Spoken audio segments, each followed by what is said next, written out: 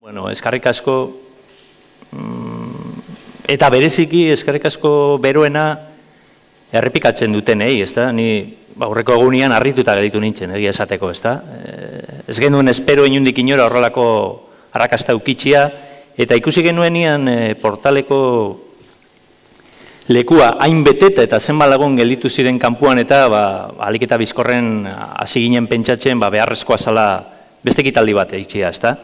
Eta guztiz ere, ni ez neukan oso garbi, ezta, zenbat lagun etorriko ziren, eta ni gaitxika, beharrezkoa zan ni etortxia, baina ikusten dudanean hor sarrera onduan nengoenian, lagun morduak etorri direla errepikatzen, hori bai merezi duela, ezta, horrelako aipamen berezi bat, ez da, keia tortura hutsa den, ero zer den, baina, bueno, eskertzen diet bereziki horrelako errepikapen bat ukitxia, ezta.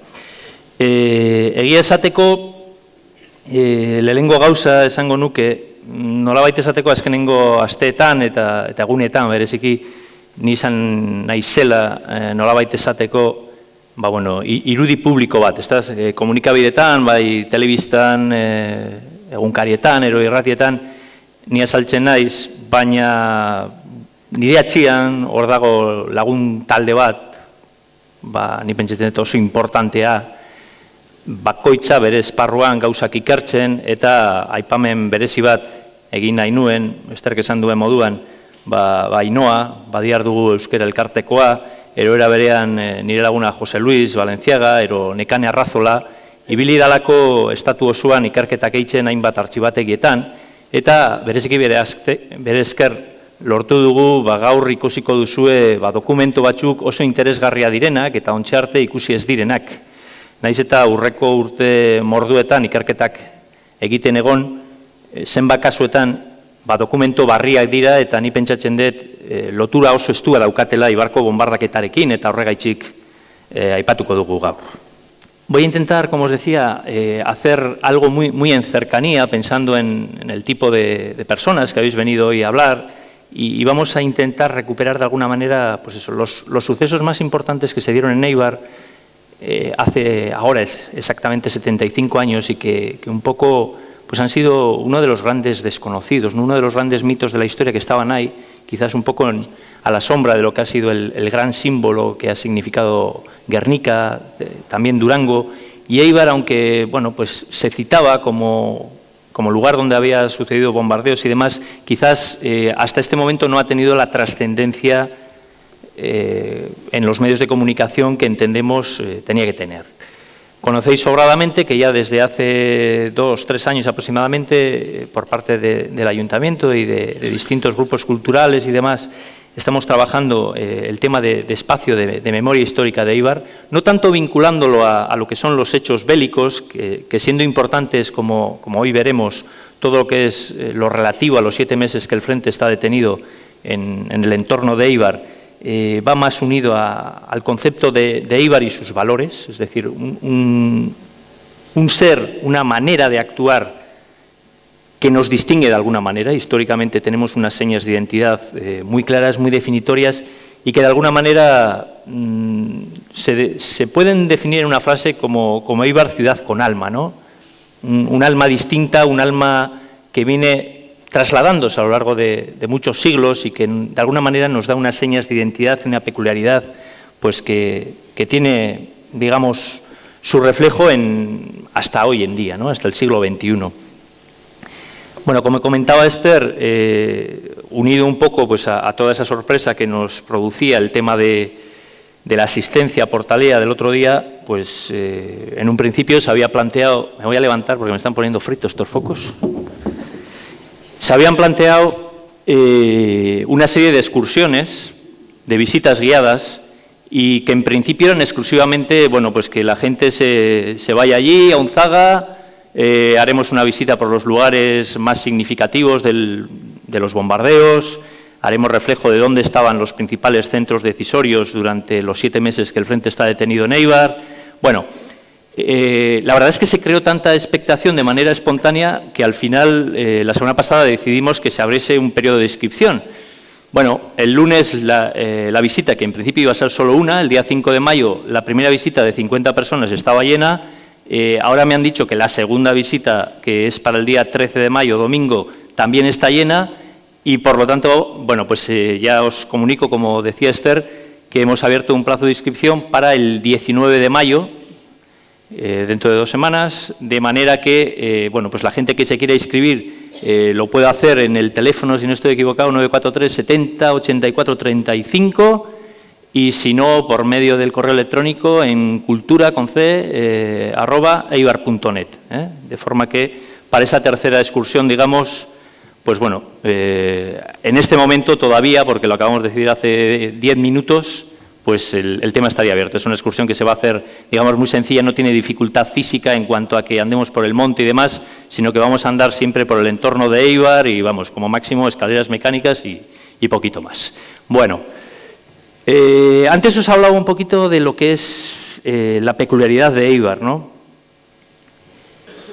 Probablemente algunos de vosotros habréis leído algún libro de una escritora que a mí me gusta mucho, que es Almudena Grandes. Almudena Grandes, desde hace 3 años, 2-3 años aproximadamente, afrontó un proyecto un poco singular. Es un proyecto relacionado con el fin de la guerra y hasta la transición, digamos, ¿no? Es un periodo en el que ella, no sé si pretenciosamente, pero lo compara con las grandes novelas, los episodios nacionales de Benito Pérez Galdós, un reto, pues bueno, gigantesco. Y hace 2 años presentó su primer libro, que se titulaba Inés y la alegría. En él aborda de alguna manera pues lo que fueron las primeras resistencias de los maquis en el Valle de Arán, en Francia, y aparecen tanto personajes reales como ficticios. Entre los personajes reales hay también varios vinculados con Eibar, por ejemplo, Jesús Monzón, que fue uno de los defensores de los eibarreses, de algunos de los eibarreses que estuvieron en la Revolución del 34. Y el mes pasado, creo recordar, ha presentado el segundo libro, que se titula El lector de Julio Werner.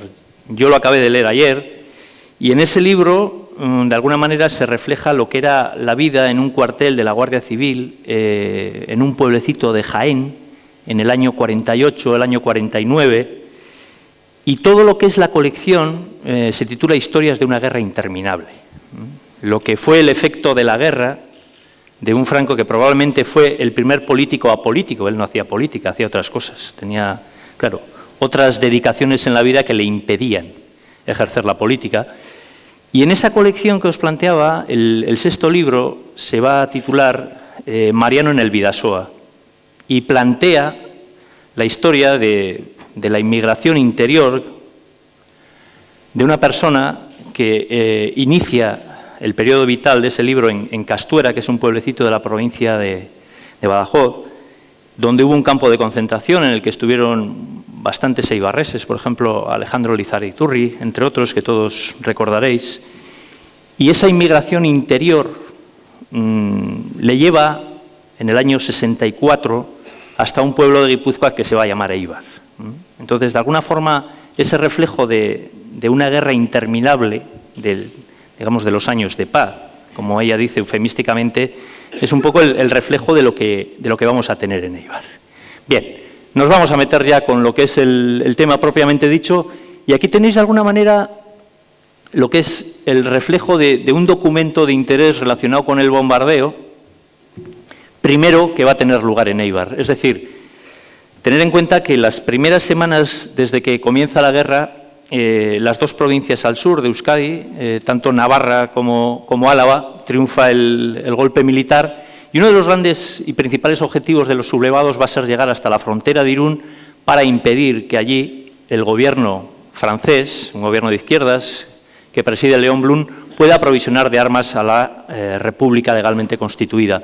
Con lo cual, fundamentalmente con la ayuda de los requetés navarros, van a ir hacia el norte, van a llegar a Irún el 5 de septiembre del 36 y desde ese momento, en muy pocas semanas y con poquísima oposición, van a invadir todo Guipúzcoa en 3 líneas que van a ir desde la costa. Habréis visto probablemente a veces fotos en las que se ven refugiados guipuzcoanos huyendo sobre todo hacia Bilbao. Lógicamente, pues prácticamente todos de ellos pasaron por Eibar.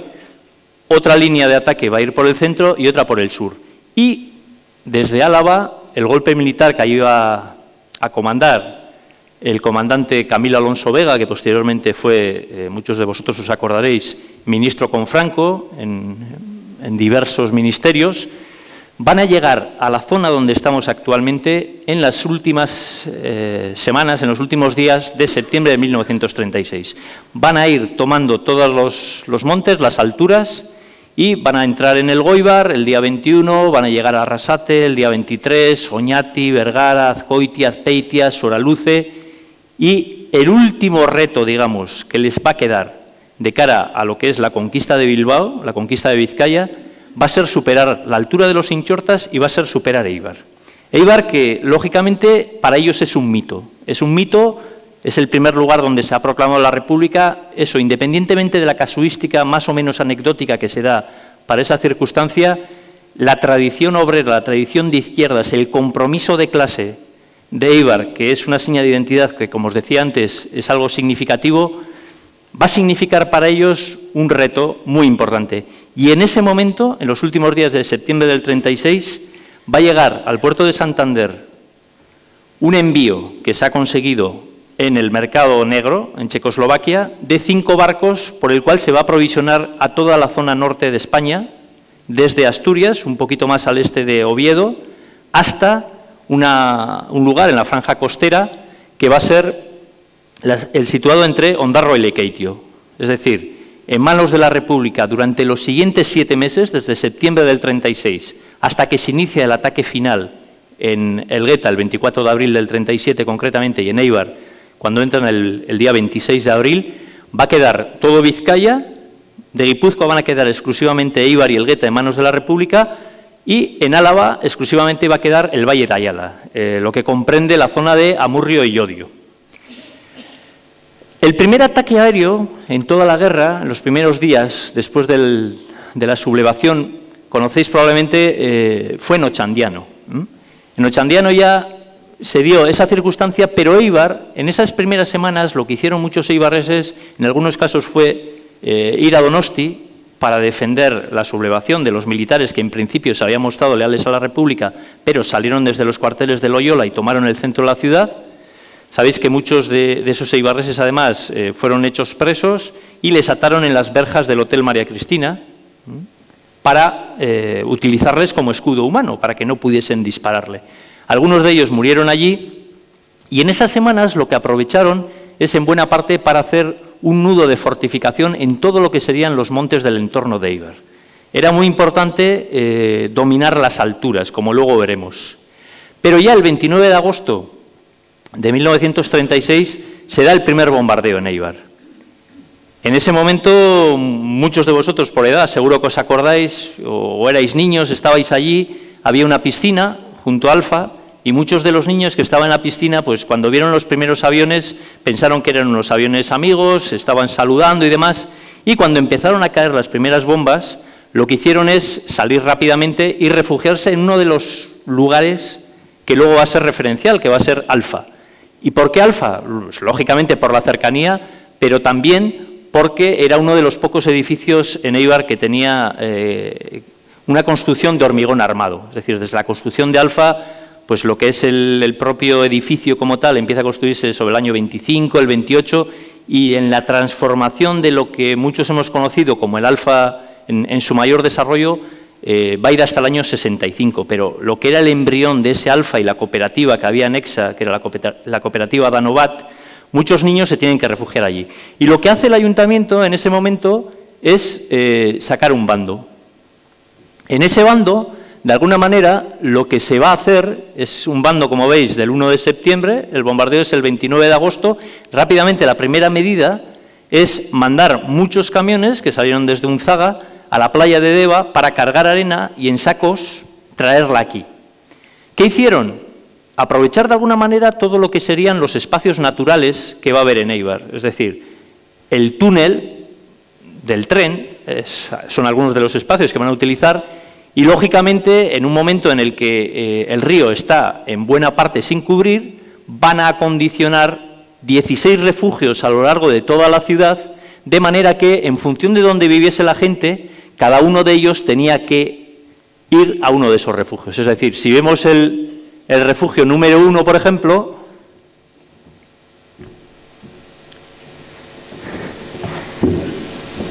Bien, el refugio número 1, que muchos de vosotros por edad pues os acordaréis mejor que yo, cada uno de ellos fundamentalmente tenía 2 entradas. El primero sería la arcada del río de la Casa de Rasti, en Urkusua, de manera que por la entrada del lado de Azitain serviría a las calles, y aquí viene la relación de calles donde, según donde vivieses, cada vecino tenía que ir. El barrio del Matadero, el paseo de Arrate hasta la Fundición, o en la entrada del lado de Urkusua sería el paseo de Arrate, Capitán Galán, que sabéis que era Videbarrieta, desde la fuente de Urkusua hasta Urrerá, el paseo de Urkusua, Arragüeta, hasta la panadería de Tellería, o el refugio número 2, por ejemplo, que lo vemos aquí, sería el túnel bajo la vía del ferrocarril de Talleres Orbea, o sea, el túnel que actualmente está detrás de las torres de Urquizu y que atraviesa a lo que es el polígono de Macharia. Y ahí serviría, por ejemplo, pues a las verjas del chalet de Orbea, la calle Sarasqueta y demás. Entrando por arriba, pues sería todo el barrio de Macharia, el taller de la estación de Orbea y demás. Si vamos, por ejemplo, al número 3, pues tendríamos la plazuela de Ibarrecruz, obra del Banco Guipuzcoano, es decir, la fuente donde está el Banco Guipuzcoano todavía actualmente. Esa casa se estaba construyendo en ese momento y se aprovechan los sótanos y la planta baja de allí. Y allí tenían que ir pues los de Arragüeta, desde la panadería de Tellería, Ibarrecruz, María Ángela. Es decir, había una asignación de cada uno de los refugios, de manera que eran unos refugios, como os digo, bastante en precario. Tener en cuenta que de estos 16 refugios que vemos aquí, exclusivamente 7 de ellos tenían luz artificial. Una luz que era pues una bombilla, no como estas que me están dejando frito, una bombilla de 100 vatios era pues el acondicionamiento que tenían para todo el refugio.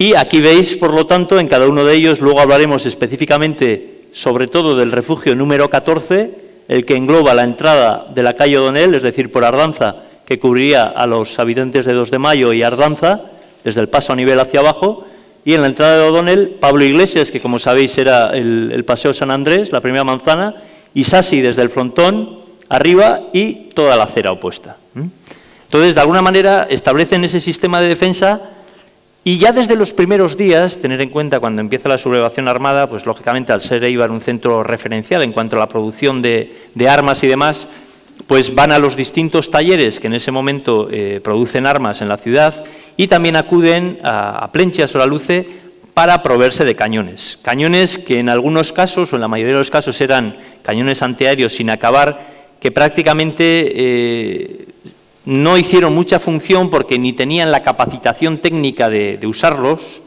ni por otra parte eran los cañones más adecuados para defenderse frente a ataques aéreos. Eran cañones que podían llegar a disparar hasta 16 tiros por minuto y ellos decían que prácticamente disparaban los cañones como una escopeta, o sea, pum, pum, uno a uno, porque no tenían esa capacitación técnica. Vamos a ver ahora, en cualquier caso, de alguna forma, uno de los testimonios de personas que vivieron esa circunstancia. Lehenengo bombardoan iberda han hil zuen egin dio, baina... Ibar gutxan dizuan, zerek da, motorixetako mutuak. Ruperto Peluqueroa gantia.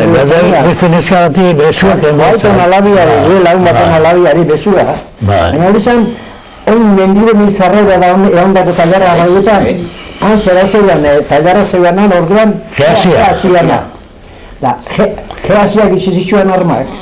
Gehaziak bombardatzera, janzian. Gehazen beste kalibren zer behin ezka hori refugioa etxeko sotanean sartuta. Hango bombardeo zadizan bezuak enduetan. Erreka bitxartik. Bueno, efectivamente, tenían razón, era Máximo León, que era el peluquero de aquí, de Ibarrecruz, y la niña que le amputan el brazo, que comentan ellos que es la hija de su amigo, que es Antonia Murumendiadad, ¿no? A partir de ese momento, de que ya, digamos, el pánico se extiende entre toda la población, de alguna manera había que establecer un sistema por el cual los eibarreses y todas las personas que estaban aquí en diferentes batallones se pudiesen defender. Tener en cuenta que en esos últimos días de septiembre del 36, cuando parece que, como ha sucedido en todo Guipúzcoa, va a ser inminente la entrada de los sublevados, se determina ya la evacuación de la ciudad. La mayoría de los habitantes de Eibar, que no tienen funciones relacionadas con el ámbito militar, evacúan la ciudad, Pero en las siguientes semanas, cuando ven que no se da esa entrada, muchos de ellos vuelven aquí hasta que ya en enero del 37 se detecta de nuevo el gran peligro que pueda haber de que Éibar pueda caer en manos de los sublevados y, por tanto, ya tienen que huir de la ciudad. Lo que hacen fundamentalmente es establecer un sistema de defensa, es decir, aquí prácticamente todos los días acudían aviones. Los podéis encontrar en distintas grabaciones como las que vamos a ver hoy con diferentes nombres, pues el Abuelo, el Madrugador, el Run Run, el Correo por Puntual, es decir, aviones de observación que daban el parte a primera hora porque prácticamente volaban sin oposición. La República no tenía capacidad aérea de enviar aviones y posteriormente ya venían los cazas de ataque y demás. A esos días se les llamaba los días trimotor, es decir, los días de buen tiempo.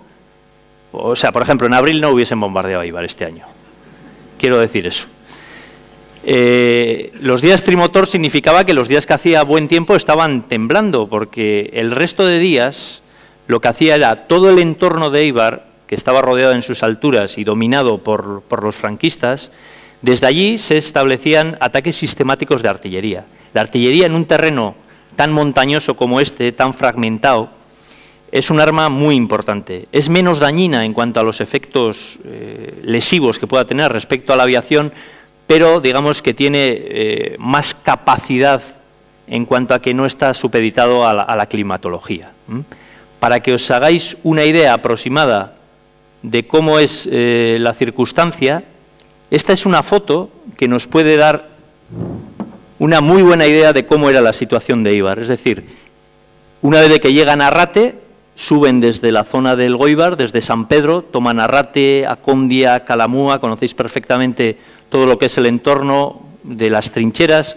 De hecho, Acondia, que de una a otra trinchera puede haber aproximadamente 70, 80 metros, probablemente sea el lugar donde el frente de lucha fue más duro en todo Euskadi en cuanto a lo que es la proximidad. Y a partir de ese momento, una vez dominadas las alturas, van a estar sistemáticamente cañoneando Éibar. En Éibar van a establecer distintos lugares donde van a situar esas baterías antiaéreas. Alguno de ellos, por ejemplo, va a ser junto al bar Aizarna, en Ipurúa, en lo que es la bolera de la Peña Montañesa, que existe actualmente junto al campo de fútbol de Ipurúa, en la parte trasera.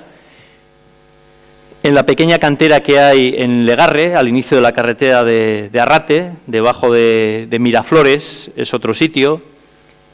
En el propio Legarre también. Van a estar también junto al caserío Tutulucúa, van a estar en la salida de Éibar en el Orreaga, es decir, esos cañones que durante la noche van a ir ocultando, van a ir camuflando, van a ser los que sistemáticamente van a atacar los principales lugares desde donde los sublevados van a atacar con cañones Éibar. Y esos lugares, sobre todo, van a ser Caracate, lugar estratégico. Daros cuenta que desde Caracate, en cuanto a que es un monte que en el entorno no tiene prácticamente ninguna oposición, se puede desde la altura disparar y visualmente se puede ver Éibar. Hay del orden de 3-4 kilómetros aproximadamente hasta lo que es el centro de Éibar. Es decir, muy poca distancia y con mucha capacidad de poder acertar. Desde Arrate, lógicamente, tanto desde la Campa como desde la Cruz especialmente, o desde la zona de encima de la estación de Plaenchi, donde van a disparar a la zona de Illordo. Con lo cual, en muchos casos, por ejemplo, disparando desde la zona de Ipurúa, ¿no?, la zona que os comentaba de detrás del campo de fútbol, Aizarna, y sobre todo también hay otro lugar estratégico que, como veréis, en todos los casos coinciden, son pequeños entrantes que tienen donde les resulta más fácil camuflar esas baterías, que va a ser la curva de Ubicha, donde aproximadamente está ahora la bodega Martín. Bueno, en esa zona van a situar los cañones, y esta es una foto real que está sacada en el 37, donde desde la Cruz de Arrate, esto es la Cruz de Arrate, vemos todo el casco urbano de Éibar, como está en ese momento. Veis aquí Galdaramiño, veis Eguarbicha, que justo hay una pequeña nube que le tapa el Tontor, y todos los montes del entorno. Es decir, por esta zona, que va a ser una tierra de nadie, porque las posiciones más avanzadas que va a tener el batallón Amoategui, fundamentalmente va a ser, digamos, como lugar estable el propio Palacio de Azitain, de la Salle, y como elemento físico más avanzado va a estar el cruce de Málzaga. Pero todo lo que es este espacio de la subida de Orbe, Pasos de la Virgen, es decir, todo el Valle de Gorosta, porque aquí en esta zona, en Santa Cruz, va a estar por lo que es la zona de la carretera también el puesto más avanzado, y ya Arrate está en manos de los sublevados. Y daros cuenta este elemento, que es una fortificación desde donde los franquistas observan a vista de pájaro y en sentido longitudinal, ¿veis? De este a oeste, todo lo que es Éibar. Y desde aquí van a lanzar con baterías de cañones y van a castigar sistemáticamente todo lo que es el entorno de Éibar en esa época.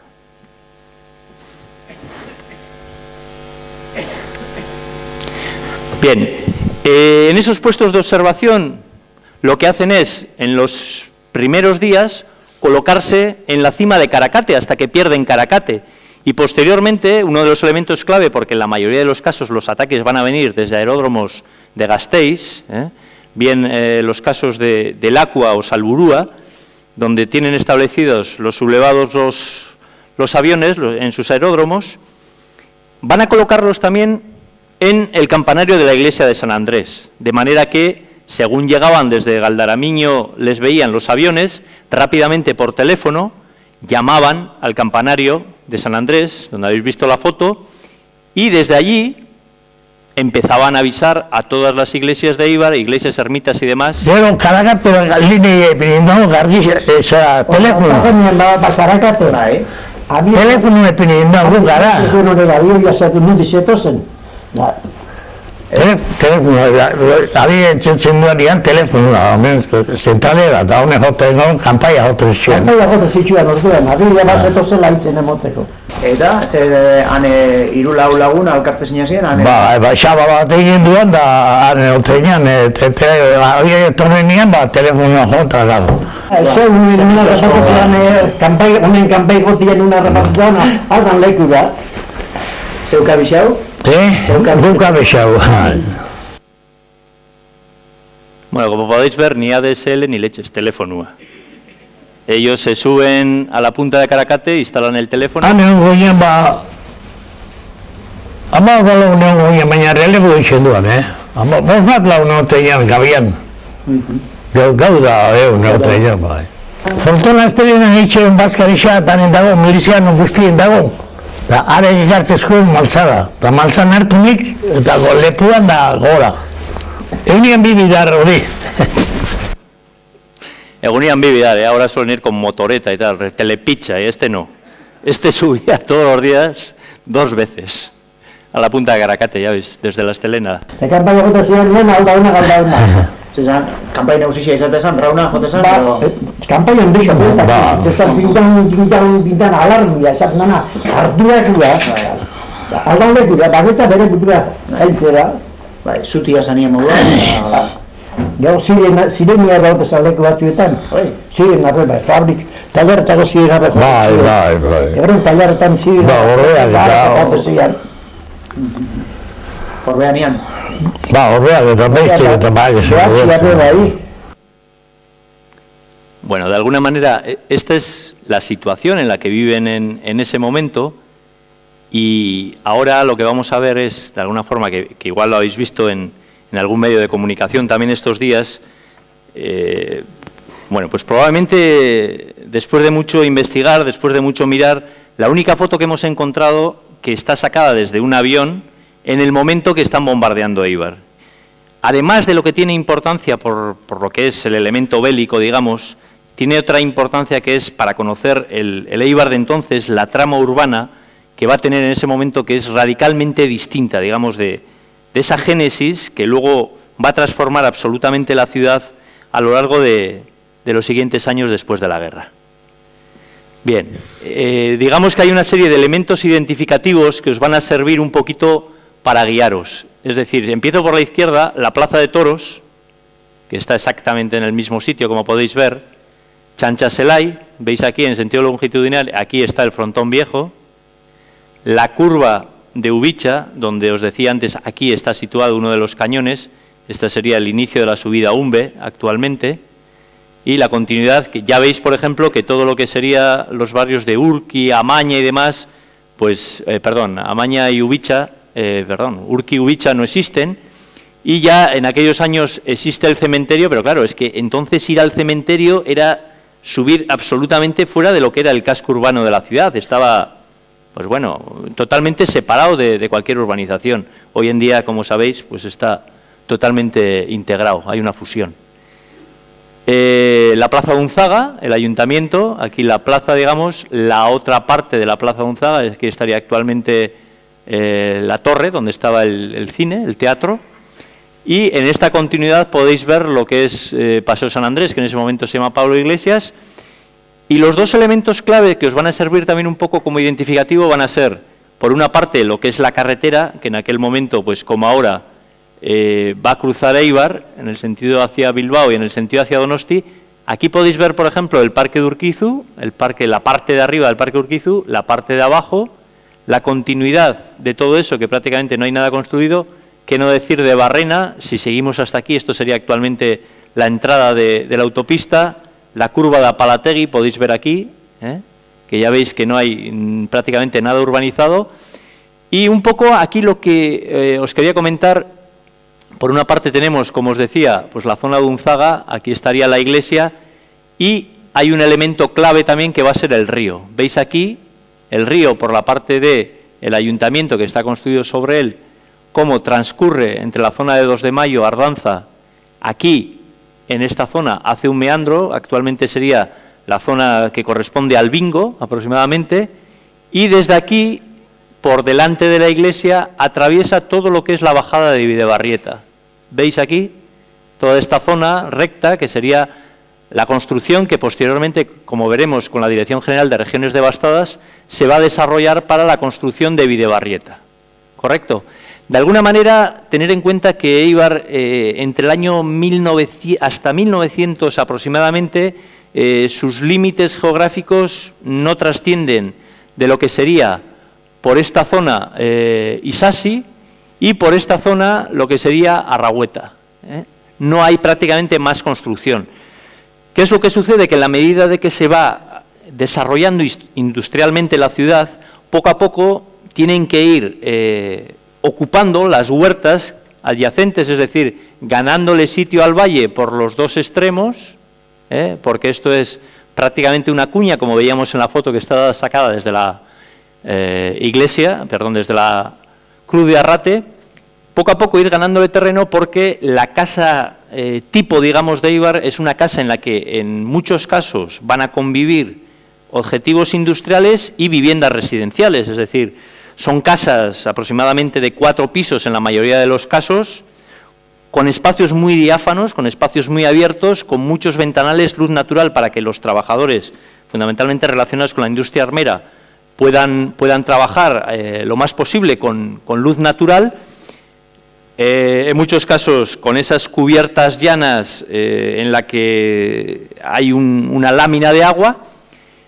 y que en la mayoría de las situaciones cada una de las plantas podía corresponder a un propietario distinto, es decir, albergaba un taller distinto, incluso estaban intercalados un taller, una vivienda, otra vivienda, un taller, en fin. El galimatías era enorme, incluso hasta en los portales podía haber, digamos, pequeños talleres, ¿no?, o centros de producción creados. Un elemento referencial para eso va a ser la construcción que veis aquí, en esta zona de Orbea. Orbea significa, de alguna manera, una verdadera revolución en la industria ibarresa a finales del siglo XIX, y va a tener mucha importancia también a lo largo del siglo XX. ¿Por qué? Entre otros elementos, trae la electrificación, y también va a ser la primera construcción, digamos, industrial con la que va a contar Eibar. En el momento que estamos viendo la foto, el centro urbano de Eibar, que todavía está manteniendo de alguna manera ese viejo trazado medieval que tenía en el entorno de la iglesia de San Andrés, es decir, las calles en pendiente que van a subir hacia lo que eran las antiguas murallas de Eibar, Portalea, ¿no?, el portal de las murallas, la zona del Guetacalle, la zona de Chiriocalle, la zona de Barrencalle, y junto con eso la zona más cercana a la iglesia en la parte baja, donde van a estar las calles más angostas, más estrechas, de edificaciones más bajas de Eibar, fundamentalmente que son construcciones en mampostería, con una pequeña cubierta en ladrillo y casas con cubierta de madera en el exterior, en la calle Hospital, en la calle Pipercale y demás, todo eso es lo que va a desaparecer fundamentalmente como efecto de la destrucción de Éibar en el invierno del año 36, del año 37. Y uno de los principales arquitectos que de alguna manera va a dejar varias de sus obras principales aquí va a ser el arquitecto municipal de Éibar, que es un arquitecto nacido en Ermua, Urbano Manchovas Careaga, y en este momento todavía aquí muy cerca podemos ver dos producciones industriales suyas, en Macharia y en Ibargain, que van a ser el taller de José Ormachea y el de los hermanos Crucelegui, aquí mismo, en Ibargain. Pero digamos que el casco urbano de Éibar en este momento, que albergaba a 13.000 habitantes al inicio de la guerra, fundamentalmente tiene estas señas de identidad. Como habéis podido ver, en esta foto teníamos una circunstancia bastante significativa. Esta es una ampliación respecto a todo lo que hemos hecho en la descripción anterior, y podemos ver aquí el efecto de 3 bombas en el momento que han caído en la zona de Arragüeta y Barrecruz-Cerreval. Veis aquí, como os comentaba, la referencia del Parque de Urquizu, la parte de arriba, Orbea, donde actualmente están las torres, Parque de abajo, aquí seguiríamos hacia el Matadero, la calle del Carmen, Barreina y demás, os situáis. Y aquí es un avión que ha entrado por la zona de Caracate, podéis ver un poquito por la estela del humo, de manera que la primera bomba cae aproximadamente sobre la Fuente de los Cuatro Caños, continuaríamos hacia Reval y un poquito más arriba. ¿Por qué? Los principales objetivos que van a tener los aviones, tanto alemanes como italianos, fundamentalmente, que van a atacar Éibar, van a ser los centros de producción armera y las sedes de los 2 batallones que va a haber en Éibar. Por una parte está el batallón Jan Llaures, que es el que más tiempo está estabilizado aquí, aunque hay distintos batallones, o también hay una compañía, por ejemplo, de ametralladoras del batallón Saseta, que va a estar en el chalet que está junto al colegio de La Salle en Isasi, ¿sabéis? El chalet que está pegado ahí al mismo colegio. Habéis visto, además, supongo, anteriormente, cuando habéis entrado, había una serie de diapositivas y en 2 ocasiones han salido allí también. Bueno, ese va a ser uno de los objetivos. El convento de las Agustinas Recoletas, que va a ser posteriormente, como obra de la Dirección General de Regiones Devastadas, la Plaza del Mercado, hasta hace unos años, y el otro convento que se va a utilizar como sede también del batallón Amuategui, en este caso, que en esta foto no aparece, está fuera de plano, sería el convento de Isasi de las franciscanas concepcionistas, es decir, donde actualmente está el edificio de la Escuela Armería, que seguro que la mayoría de vosotros os acordáis, como me acuerdo yo, cómo estaba aquel edificio. Y esos van a ser los objetivos fundamentales, aun cuando ya desde octubre del 36, el gobierno vasco, a poco de constituirse el 7 de octubre en Guernica, va a dictaminar que las industrias armeras de especial interés en periodo de guerra tengan que salir del primer frente de lucha para evitar que puedan caer en manos del enemigo. De hecho, por ejemplo, en el caso de Marquina, Esperanza y Cía se tiene que trasladar a Zamudio, y lo mismo va a pasar con la mayoría de los centros de producción que va a haber en Éibar, bien sean Orbea, GAC, que estaba en Chonta, BH, que seguro que la mayoría de vosotros también habéis conocido en la zona de Urquizu y demás, que actualmente todavía se pueden ver los escudos de lo que eran los 2 espacios principales, los 2 edificios referenciales en el Parque de Urquizu, vienen en el frontal, según bajamos de Videbarrieta, y en el propio lateral, y lógicamente también Alfa.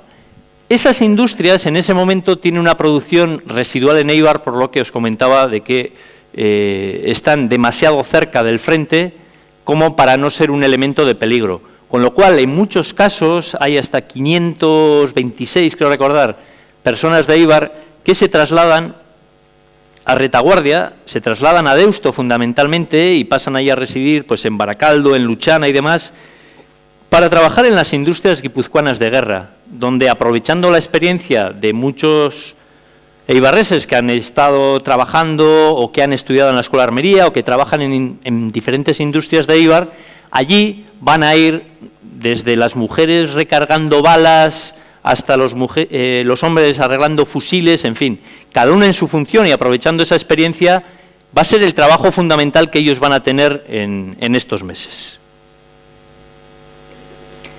Bien, aquí tenemos uno de los partes que va a haber de la aviación alemana.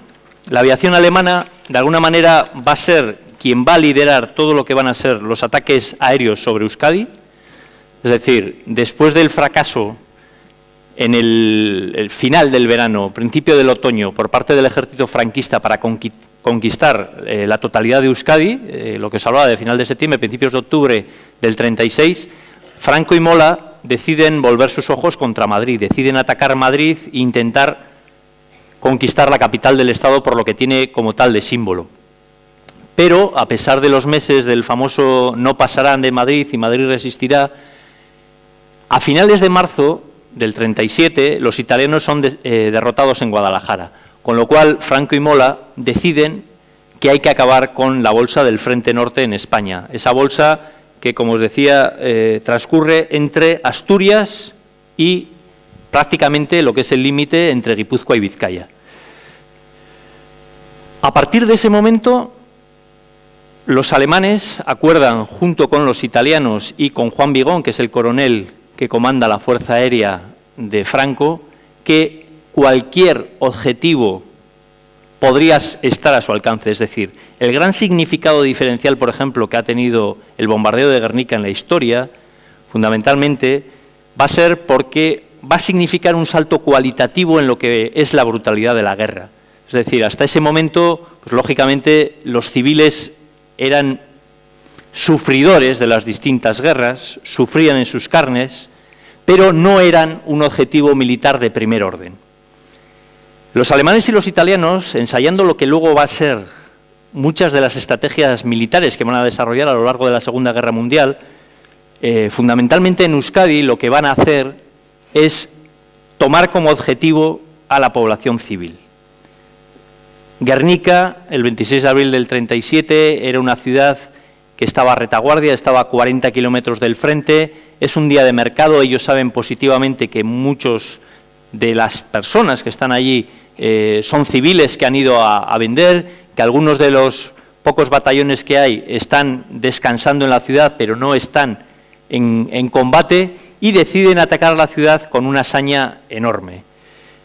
Este parte que vemos aquí, el Spruch, el parte de actividad 195, que está fechado el 26 de abril del 37, lo firma con el seudónimo Speer, Sander.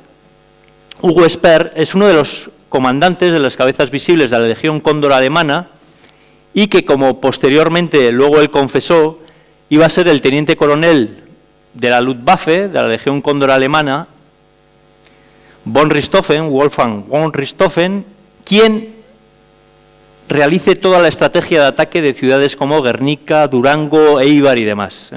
Aquí está en alemán, el parte que hemos encontrado está emitido en Cádiz, el 26 de abril del 37, y de alguna manera, complementando a todo eso, vemos aquí uno de los partes de actividad italiano, que está fechado en Salamanca, el 25 de abril, veis, Giorno 25 de abril 1937, donde se reflejan de alguna manera las distintas salidas de los aeródromos que ellos controlan. Siviglia, en Sevilla, Logroño, Vitoria y demás.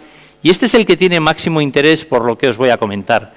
En Vitoria, veis cómo hay 5 aparatos que salen a las 5 horas, son unos Junkers alemanes, y como os comentaba, prácticamente hay una fusión entre lo que va a ser la Legión Cóndor y la aviación legionaria italiana a esos efectos, aunque el principal peso de las operaciones, estratégicamente hablando, y la planificación, va a ser sobre todo de la Legión Cóndor alemana. Y aquí, en este parte de los italianos, veis el bombardamiento S-81. S-81 significa que son unos aviones Savoia 81 Merchetti italianos que salen de Vitoria a las 14 horas para el bombardeo de la carretera de Eibar-Ermua. Y este dato, que es muy significativo, es el que nos da un poco la realidad en números de lo salvaje que significó el ataque sobre Eibar esos días. Es decir, son unos aviones que recomendaban que como máximo llevasen 1 tonelada de bombas, 1000 kilos. Son 7 aparatos, como hemos visto, y ese día sobre Éibar lanzan 21 bombas de 100 kilos y 103 bombas de 50 kilos. Si hacéis el producto de todo esto, 7.250 kilos, más de 7 toneladas de bombas, se lanzan sobre Éibar el día 25 de abril de 1937. Bombas que en muchos de los casos no son exclusivamente bombas con efecto, digamos, explosivo. Hay también bombas con efecto retardado, de manera que ellos calculaban que la casa tipo de Éibar, esa casa de mampostería de 4 pisos aproximadamente, una bomba de 100 kilos la destruía, pero vamos, según pasaba, automáticamente. Una bomba de 50 kilos producía, sobre todo en las cubiertas superiores, en los primeros pisos, empezando desde arriba, muchos daños, y en la mayoría de las ocasiones lo que ellos hacen es utilizar también bombas incendiarias, de manera que esas bombas penetran en lo que son las casas de Éibar y una vez que están allí comienza el incendio y en unas casas que, como os decía, en la mayoría de los casos no están hechas de hormigón armado, pues provocan grandes destrucciones. Izena ipiniaren dia trimotor, arroian hiru motorreko hasian baurdan etortzian mototzera.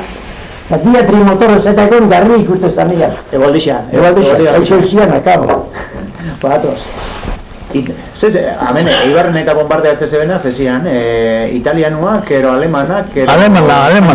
Bombardeoak alemana, italianuak egon zituen, Durango bombardeatzen zebenak italianua zituen, Saboia zituen. Alemana berriz bizioten bizioak. Estukak eta meserrez mita zian kasa. Bestia zian bombardeoak.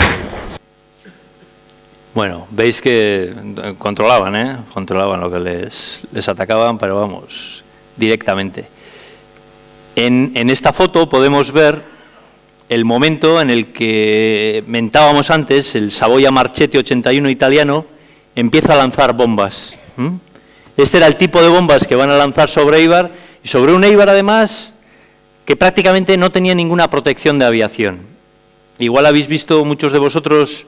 Estas últimas semanas ha estado en Portalea la exposición de Indalecio Prieto. Indalecio Prieto en este momento, cuando el gobierno republicano está en Valencia, es el ministro de Marina y Aire, y tanto el lehendakari del gobierno vasco, José Antonio Aguirre, como el presidente del gobierno, Largo Caballero, le instan a Indalecio Prieto para que mande aviones para defender Euskadi. Indalecio Prieto, que además ha tenido a lo largo de muchos años una cercanía especial y un afecto especial con Éibar, donde tiene mucha relación con personas como Toribio Echeverría, fundamentalmente, y otras, independientemente de su ideología socialista, tiene una relación afectiva importantísima con Éibar, no va a poder mandar esa ayuda, sobre todo porque la mayoría de los aeródromos que en ese momento controla la República y que están ayudados en esos casos, en lo que es la flota aérea, por las fuerzas rusas, no van a tener la suficiente autonomía como para poder llegar a Euskadi atravesando el periodo, el tramo que está dominado por los franquistas, y los pocos que llegasen podían además llegar en muy malas condiciones, con lo cual el gobierno republicano, con harto pesar para Indalecio Prieto, decide no enviar la aviación desde lugares como Madrid, Albacete, Valencia y demás a Euskadi, y siendo conscientes que este va a ser el gran elemento diferencial que va a decantar la guerra para los sublevados en Euskadi, es decir, el dominio aéreo, esas estrategias militares que os hablaba, que van a significar que posteriormente lo que se desarrolla en la Segunda Guerra Mundial se experimente aquí, en Euskadi, es decir, el bombardeo sistemático tanto de la población como de lugares en trincheras, como puedan ser Inchorta, Calamúa, Urco y demás. Después de lanzar miles y miles y miles de proyectiles, pueda venir la infantería, intentar rematar lo poco que pueda quedar vivo allí, porque prácticamente han arrasado todo lo que quede, y posteriormente ir ocupando todas las posiciones.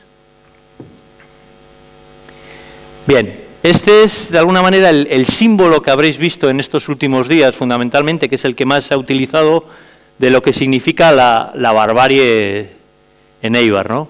Sabéis que antes hemos visto, dentro de los 16 refugios que veíamos, el número 14, el de la calle O'Donnell, y que muchos de vosotros conoceréis como Lavadero Cúa, fundamentalmente, ¿no? En lo que era el lavadero antiguo, que actualmente también se llama así, la calle Lavadero Cúa, es decir, junto al actual Hotel Arrate.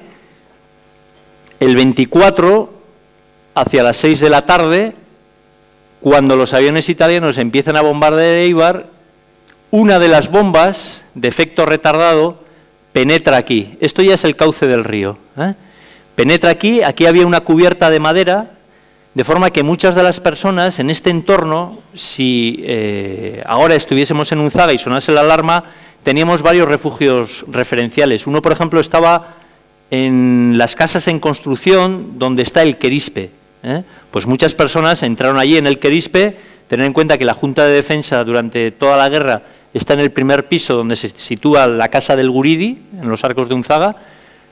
Muchas de las personas fueron al Querispe, otras fueron a la sacristía de la iglesia de San Andrés, y los que les tocaban esta zona, en Paseo San Andrés, entonces Pablo Iglesias y demás, entraron en este refugio.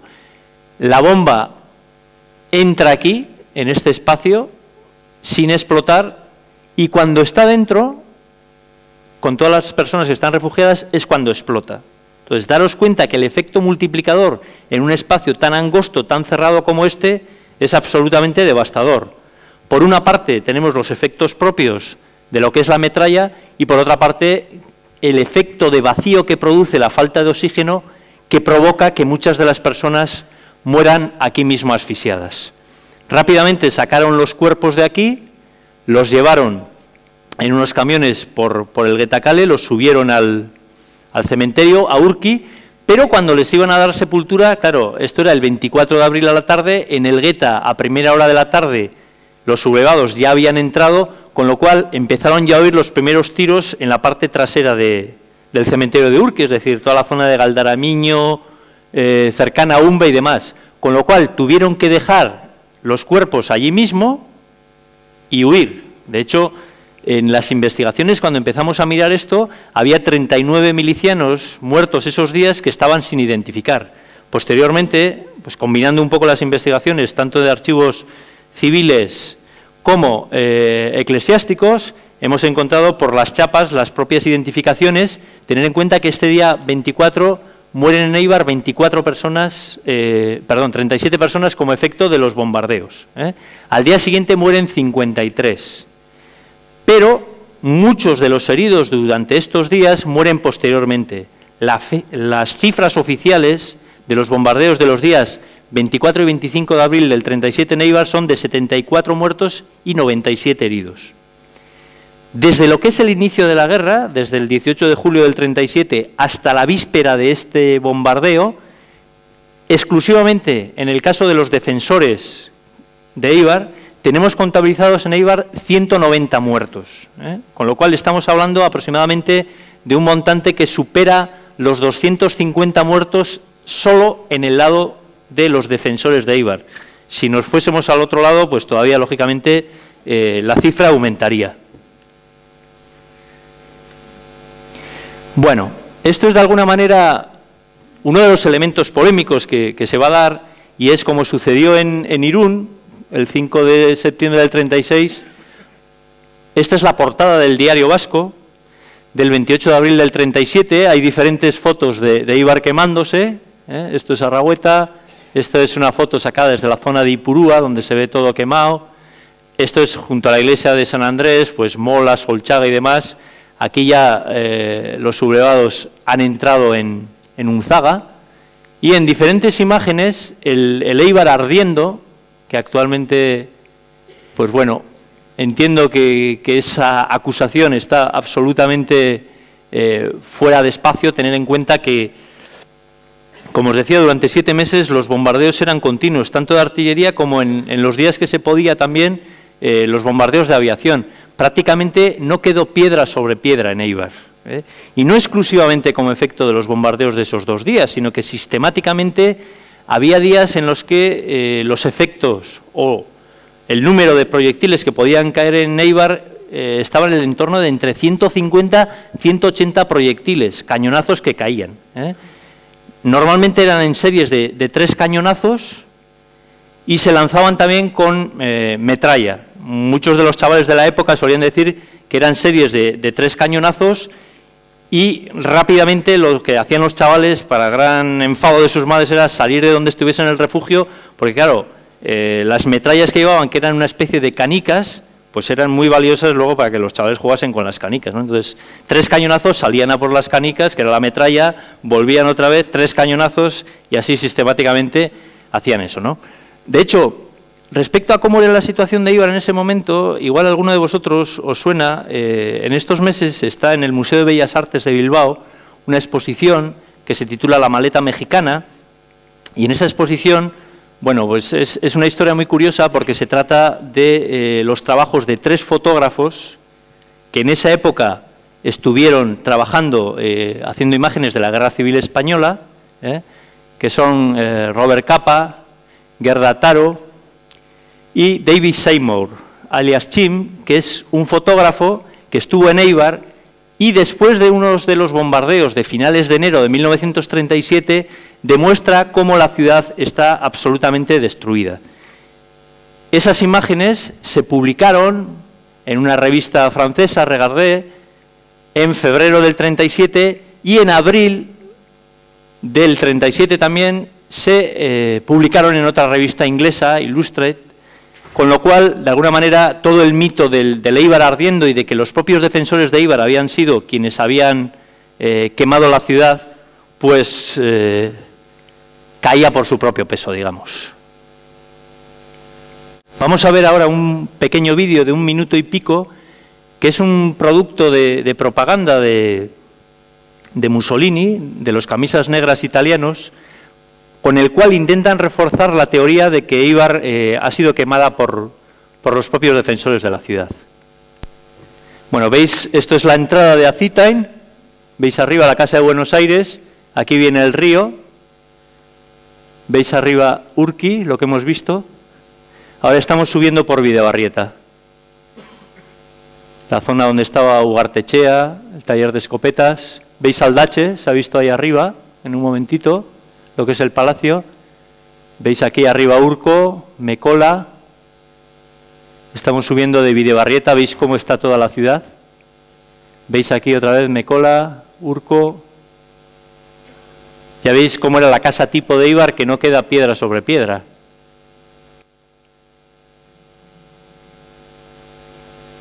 Bien, aquí el Parque de Urquizu entraríamos,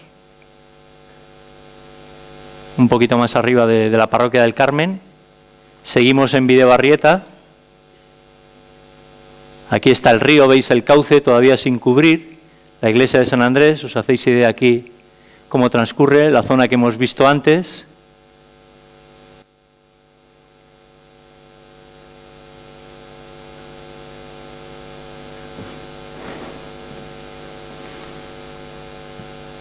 Y llegamos hasta el lateral de la iglesia. Esto debe ser un símbolo. ¿Os acordáis aquí que hubo durante muchos años la placa con el nombre de los caídos de una de las partes, claro? Esto, bueno, pues en aquella España parcial que duró tantos años, pues, por ejemplo, había 2 clases de mutilados, ¿no? Los gloriosos caballeros mutilados y los putos cojos rojos de mierda. Bueno, pues aquí estaban solo uno de los muertos, estaban aquí en homenaje, los otros no existían. Y en el segundo vídeo vemos cómo bajan los camisas negras italianos, empezando desde la iglesia de San Andrés, y se va a ver un poco más el trabajo de los bomberos en lo que va a ser las zonas de el Guetacalle, veis desde Ipurúa quemándose la zona de San Andrés, y veremos la subida a Portalea, todo lo que es subiendo hacia Chirocalle y demás, lo que os hablaba de lo que es la trama antigua, el lateral de la iglesia de San Andrés. ¿Veis cómo queda aquí? Todo este tipo de construcción. Veis que era muy fácil atacar a Éibar, casas muy estrechas. Este es uno de los blindados del Frente Popular. Y esta es la zona del túnel de Málzaga. Veis cómo os comentaba que los blindados, los 6 blindados de Éibar, es la posición más adelantada que tienen. Tiran el túnel de Málzaga para evitar que el tren pueda venir, es decir, el tren en esa época transcurría hasta el Goibar y hasta el apeadero de Ardanza. Desde Bilbao traían los aprovisionamientos y todo el puente de Málzaga, veis que los pilares son los mismos que existen actualmente, hubo que reconstruirlo posteriormente. Aquí veis que el principal trabajo de los bomberos, además de apagar los incendios, ves desde Ipurúa, el incendio en la zona de San Andrés, aquí estaría Aldache. Uno de los principales problemas fue el desescombrar la ciudad. Cuando la Dirección General de Regiones Devastadas comienza los trabajos, calcularon que había que desescombrar 97.000 metros cúbicos de terreno, de espacio en Éibar, y luego, lógicamente, empezar a todo lo que sería la propia construcción, ¿no? Con lo cual, la dificultad, digamos, era pues bastante alta. Bien, aquí tenéis una imagen que está sacada desde la propia parroquia de San Andrés, desde el campanario, en la cual podemos ver toda esta zona que os hablaba, más antigua de la ciudad, que está destruida. Esto sería todo lo que es el transcurso de Bidebarrieta. Veis aquí un poco como referencial el final de Bidebarrieta, pues donde se colocan ahora las esquelas y demás, la plaza del mercado, en esta zona curva. Actualmente lo que sería el tránsito de Zuluaga, aquí estaría Herreval, María Ángela, aquí donde actualmente está el banco, el BBVA, el Bilbao Vizcaya. Esto sería la zona del parking de Herreval. Aquí está el convento, como os citaba anteriormente, que es uno de los objetos de los ataques enemigos, va a estar aquí. Y todo lo que sería el entorno de las casas más pequeñitas de esa zona está absolutamente destruido, como podéis ver. Aquí en el meandro del río veis cómo transcurre en paralelo a todo lo que es la bajada de Bidebarrieta, donde posteriormente, al principio de los años 40, se van construyendo la mayoría de las casas, mientras que la otra parte pues se mantuvo bastante bien. Aquí, en esta zona y en esta, es donde más atacaron. Un poco uno de los elementos referenciales va a ser la propia iglesia de San Andrés. De hecho, aquí vemos en otra vista, que está obtenida ya lo que sería actualmente aproximadamente la zona de Portalea, como aquí tenemos lo que era hasta el año 1900 el antiguo ayuntamiento con Chejusarra, que luego se traslada ya hacia la plaza de Unzaga. Veis un poquito todo el entorno, la tipología de casas que pueda haber en Éibar y cómo queda absolutamente todo destruido. Cualquier pequeña bomba, cualquier incendio que hubiese ahí provocaba que en el entorno, casa a casa, en unas casas que estaban pues absolutamente en una trama urbana muy desordenada, pues tuviese un efecto muy importante. Y aquí, de alguna forma, vamos a ver sobre un plano de Éibar en el que, digamos, hay tres elementos que están fuera de ubicación en cuanto a la ordenación, es decir, esto va a ser la zona de San Andrés, con lo cual veis toda la destrucción de las casas de San Andrés. Este va a ser el espacio del convento de Isasi, de la actual Escuela de Armería, que también queda destruido, y esto va a ser dentro de la plaza de Unzaga. Esto corresponde, es el ayuntamiento, la casa del pueblo y lo que era el antiguo kiosco hasta no hace muchos años, o sea, el kiosco de la música.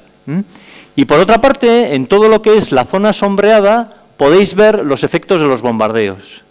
Es decir, esto es la calle Estación, Arragüeta, Ibarrecruz, María Ángela, en paralelo Bidebarrieta, veis que no existía lo que es el tránsito de San Agustín, Musategui, esto es la plaza del mercado, en la curva, lo que hemos visto anteriormente, esto es la plaza Zuluagas, y aquí tenemos el entorno de la iglesia y posteriormente lo que sería la subida de esa trama medieval antigua de Éibar. Aquí tenemos la zona del Guetacalle, Chirocalle, aquí tenemos Barrencalle, y se puede apreciar claramente los efectos más destructivos donde tuvieron lugar.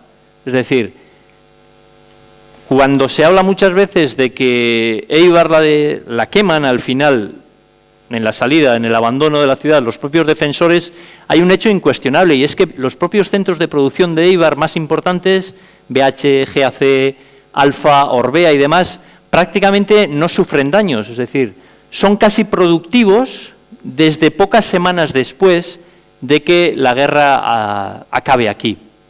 De hecho, hay un dato muy significativo, y es que el nivel de la producción de la industria armera de Éibar del año 1935 se recupera ya en 1945, es decir, muy pocos años después, cuando en el Estado español el nivel de renta per cápita por habitante de 1935, de antes de la guerra, se recupera en 1954. Es decir, prácticamente hay un diferencial de 10 años del Estado respecto a lo que sucede en Éibar y de 20 años del Estado español respecto al resto del mundo, lo cual nos da una idea muy significativa de lo que va a significar todo lo que va a ser el poner, digamos, en valor y el reponer todo lo que es el tejido económico de la industria.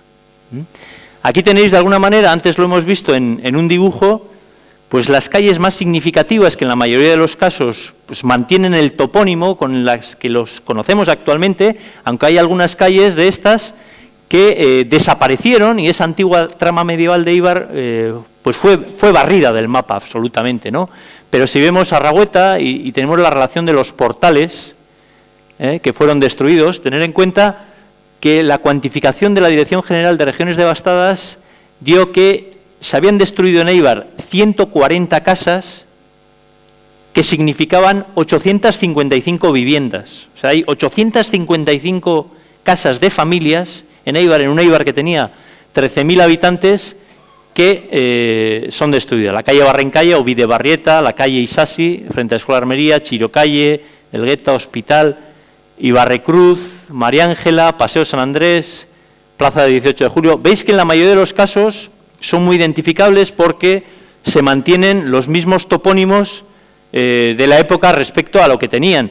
Claro, el gran reto en ese momento, porque además había un Estado absolutamente arruinado, como os decía, fue que la iniciativa privada no tenía capacidad de generar económicamente nuevas construcciones en Éibar, con lo cual tuvimos la gran suerte de que Franco nos adoptó como hijos adoptivos.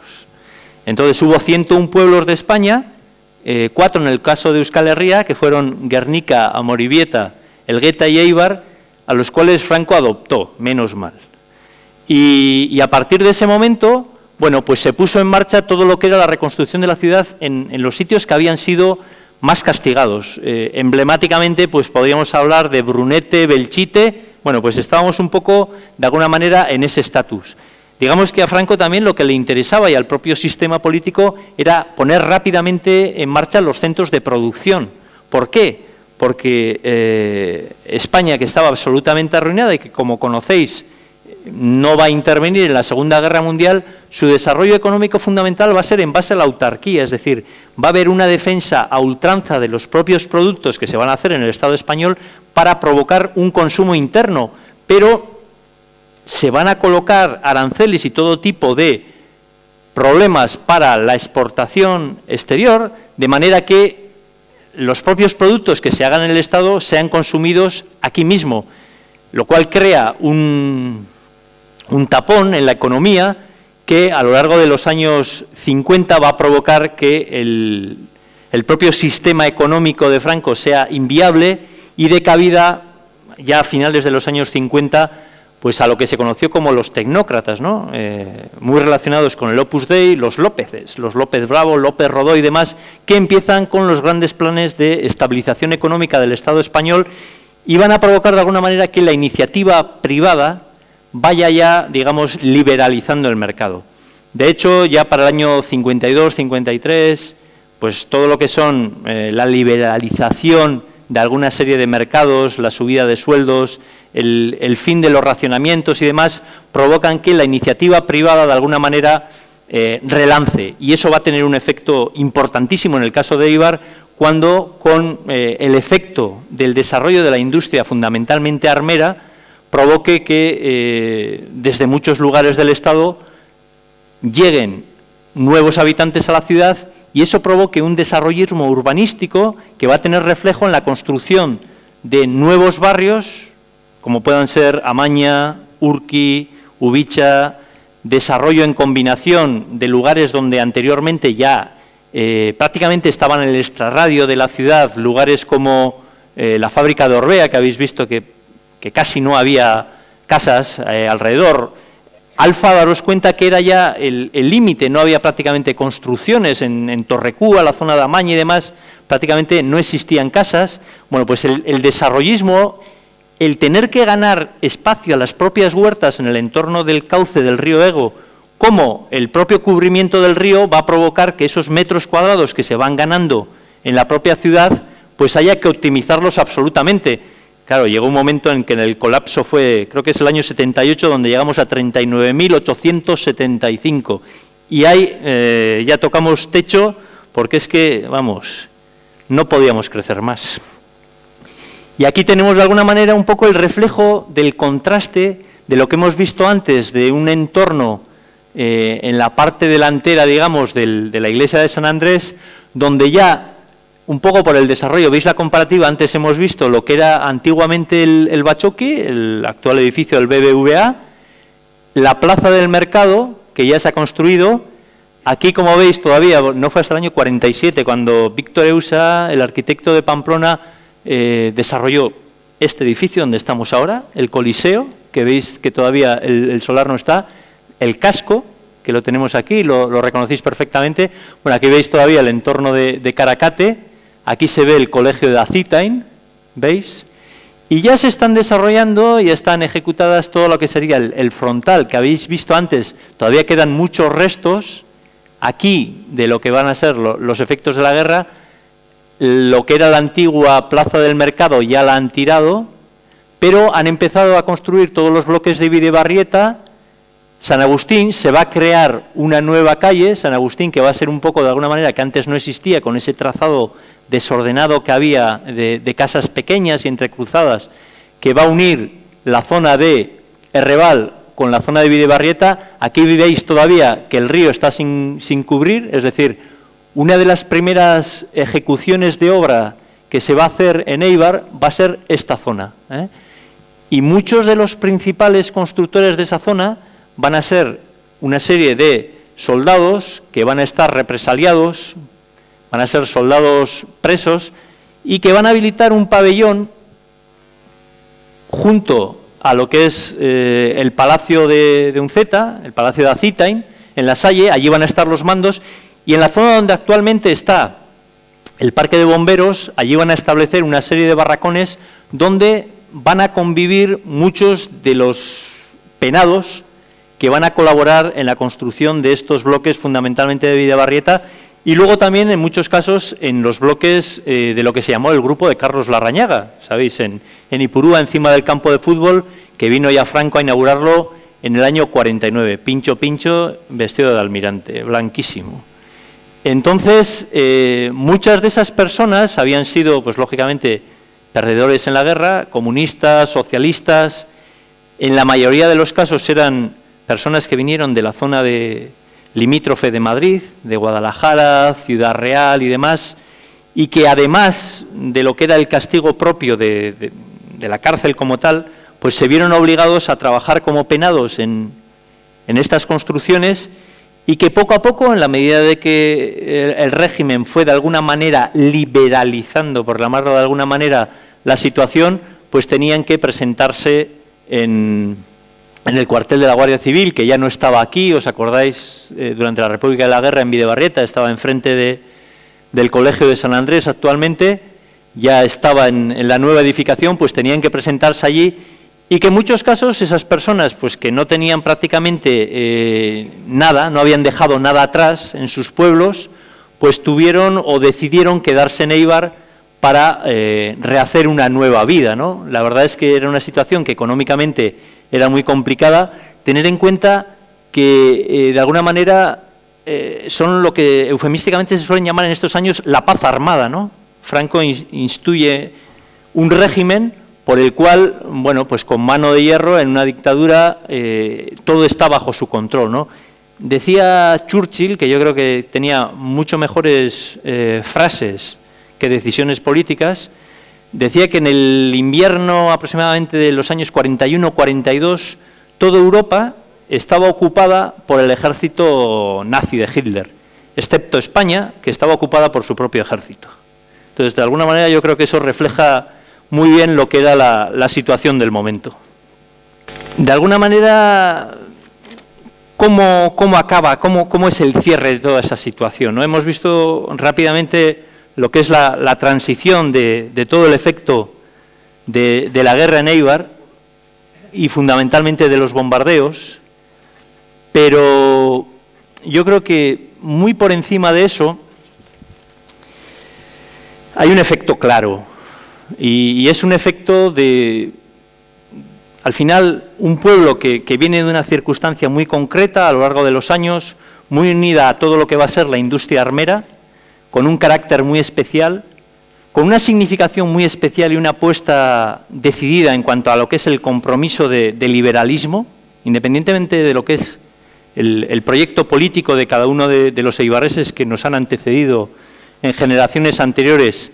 Parece claro que tenemos una seña de identidad muy evidente, que es nuestra marca, de alguna manera, que ese tipo de valores, esa seña de identidad, nos han ido transmitiendo a lo largo del tiempo y que, de alguna manera, yo el otro día lo reflejaba en alguna entrevista, y era un concepto que estuve pensando, ¿no? Decía, bueno, en los próximos días me van a hacer un montón de entrevistas, ¿cómo resumo esto, ¿no? Necesito un titular de impacto, de fuerza, que de alguna manera resuma todo esto, ¿no?